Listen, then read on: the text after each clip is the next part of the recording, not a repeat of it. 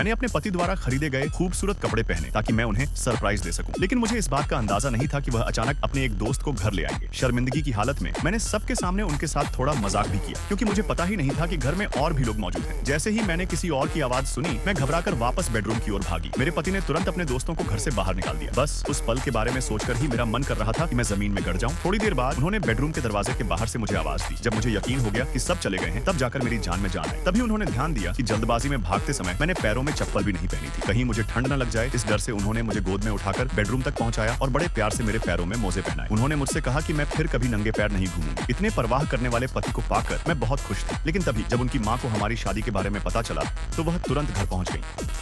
मेरे सादे कपड़ों की वजह से उन्होंने मुझे घर की नौकरानी समझ लिया। इस डर से कि कहीं वह मुझे अपने बेटे के लायक न समझे, मैंने उन्हें टोकने की हिम्मत नहीं की और नई नौकरानी होने का नाटक करने लगी। घबराहट में मैं लिविंग रूम से बाहर निकल गई। कुछ ही देर बाद मेरे पति अंदर आए। उनकी माँ ने जिद की कि वह अपनी पत्नी से तुरंत मिलना चाहती है। जब मैं वापस लिविंग रूम में आई, तो मेरे पति ने फौरन कह दिया कि मैं ही उनकी पत्नी हूँ। उस पल मैं बहुत डरी हुई थी। मुझे लगा कि शायद उनकी माँ इस बात से नाराज हो जाएंगी कि मैंने उनसे झूठ बोला। मेरा डर देखकर मेरे पति तुरंत मेरे पास आए और मुझ पर बहुत प्यार लुटाने लगे। यहाँ तक कि मैं उनकी तारीफ करने लगी कि वह अपनी नौकरानी के साथ भी कितना अच्छा व्यवहार करते हैं।